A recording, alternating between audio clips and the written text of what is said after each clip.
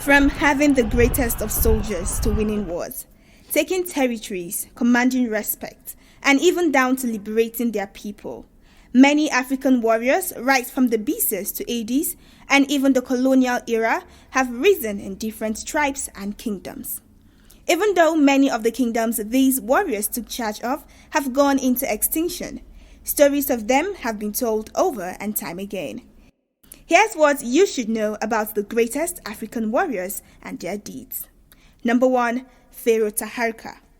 Known as a Black Pharaoh, Tahalka was the 4th Pharaoh of the 25th dynasty of Egypt and the king of Kush. He started to rule in 690 BC after the death of Shaka. He was one of the Ethiopian pharaohs to have ruled Egypt. His reign was filled with the war against Assyria and mostly went in favor of his people. At the age of 20, Tahalka's army defeated the Assyrians and went on to win several other battles that would mark his name in the sands of time as an African warrior to never be forgotten. His rule came to an end after the Assyrians captured his territory and forced him to flee. He died in Thebes in 664 BC and was laid to rest in Nuri, northern Sudan. Number 2. Queen Amanirenas. Amanirenas was blind in one eye and became popular as the one-eyed queen. She reigned as the queen of Kush from 60 BC to 10 BC.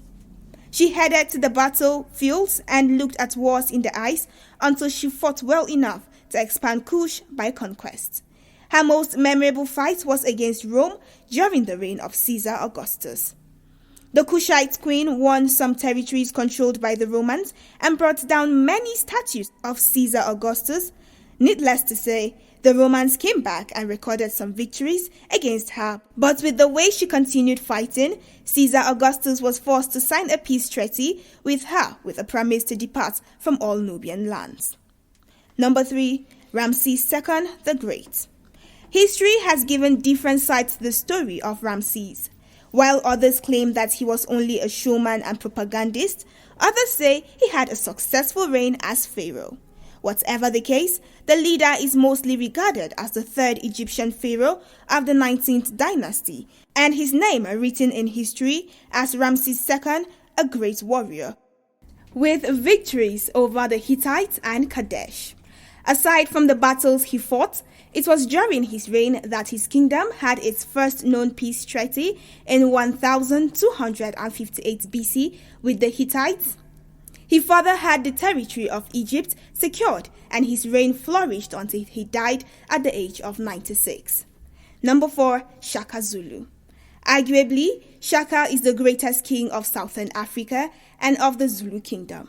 He was born out of wedlock to a local Zulu chief, and so, during his childhood, Shaka was an object of ridicule. However, he still managed to rise and claim the stool of his father with the help of another chief that raised him.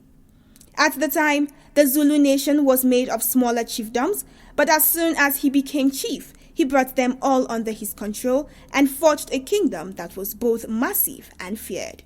He conquered many territories and stamped his authority in a very large part of Southern Africa. Shaka lost his mind after the death of his mother. To mourn her, he killed thousands of his people, including pregnant women and their husbands.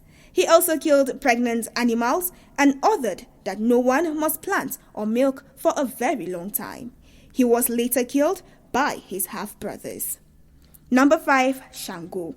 Shango was the 4th king of the Oyo Empire and is often referred to as a deity in Yoruba land and Benin. He has been described as a great and powerful man whose voice was like thunder and had a mouth that would spread fire. With strength and always ready for battle, Shango fast became known among the Yoruba people. However, his glory was lost as fast as it came when a magician challenged him before his people. When lost, he was said to have committed suicide. His followers claim that he ascended and not died as reported. The great deeds of Shango in battles and many other phases of his life during his reign made him one of the greatest African warriors. People in Oyo and beyond choose to worship him. His worship has reached the shores of Brazil, Cuba, and Haiti. Number 6. Hannibal of Carthage. In human history, Hannibal Barca of Carthage, present-day Tunisia, is considered one of the greatest military commanders to have ever lived. He was a commander responsible for commanding the Second Punic War and also fought in wars such as the Bacid conquest of Hispania and the Roman Seleucid War. Hannibal's glory as a warrior started in his early years, and by the time he was 26, he already had an army he was controlling. The army grew to 100,000 troops and 40 war elephants. After marking his name in history, Hannibal committed suicide in what is believed to be around 184 BC to 181 BC. He chose death over turning himself to the Romans years after he started participating in politics. Number 7. Behazin Hosu Bowele.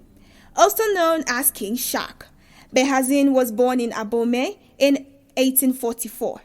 He is popular for ruling Dahome, present-day Benin Republic, and being the last king of the kingdom. His name often comes up as an African leader who fought as hard as he could to stop the colonialists from controlling his kingdom. His resilience to the colonialists made him one among African leaders to have loved his people dearly.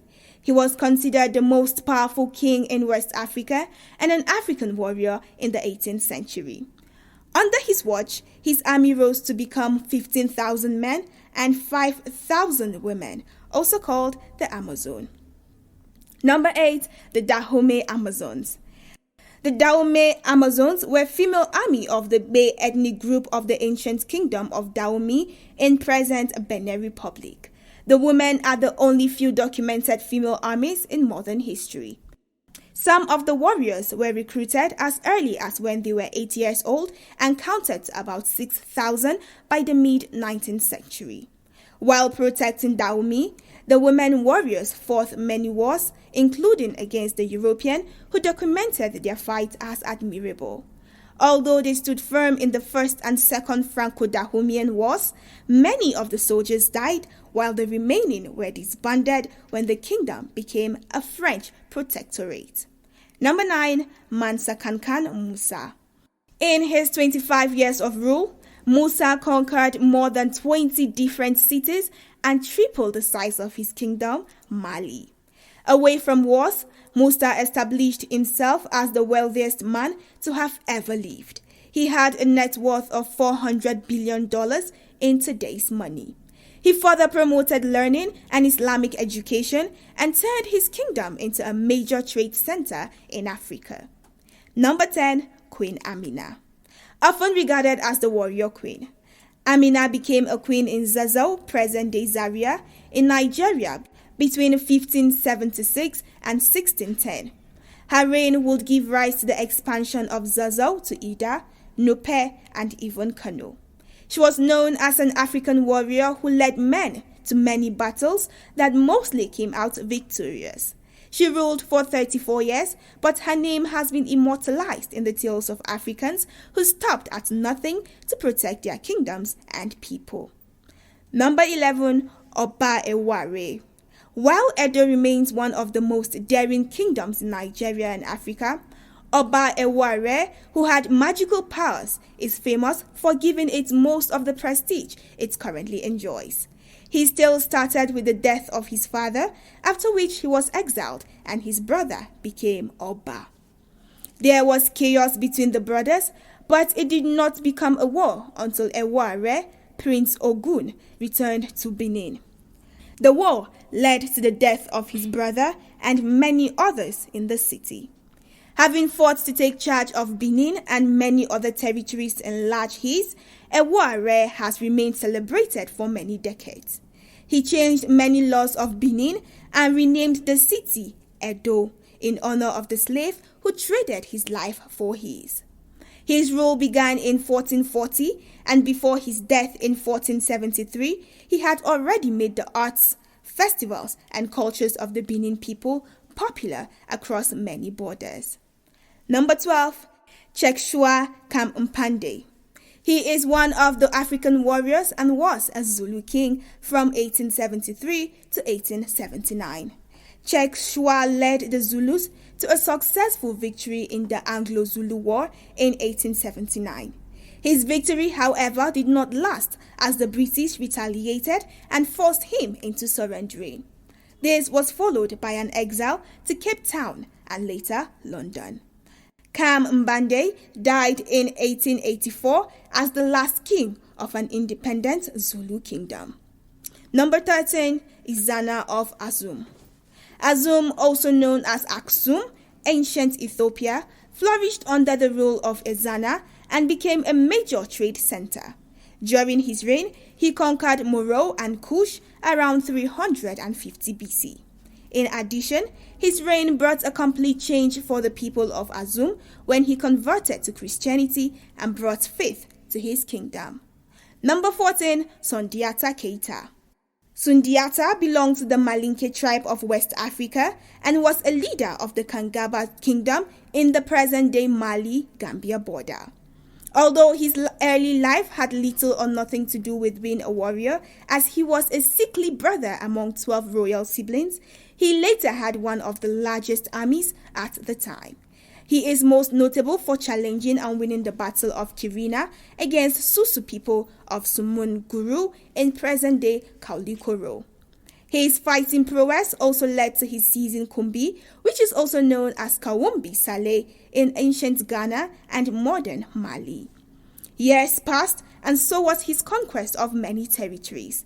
Nonetheless, he paused with his conquering of kingdoms in 1240, but he had raised a lot of generals that worked hard to extend his boundaries to cover some parts of the northern and southern of the Sahara. Number 15, Johannes VI. Born Lich Casamercha and having a horse named Ababesbis, Johannes was an Ethiopian emperor and is remembered for fighting wars till his death in 1889. While history has accounted for him to have started as a rebel, the exact reason has not been well established. What remains at the forefront of his life as an African warrior is that he started raising an army, and in no time his army grew and defeated Som Serie and Gebre Mikhael among others.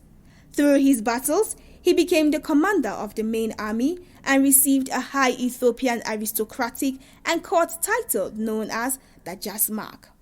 He also took several territories of Ethiopia and Eritrea, also had a good relationship with the British, who were generous to him with weapons. He is most notable for protecting his protectorate from the external forces of Egypt, Italy, and the Mahdist.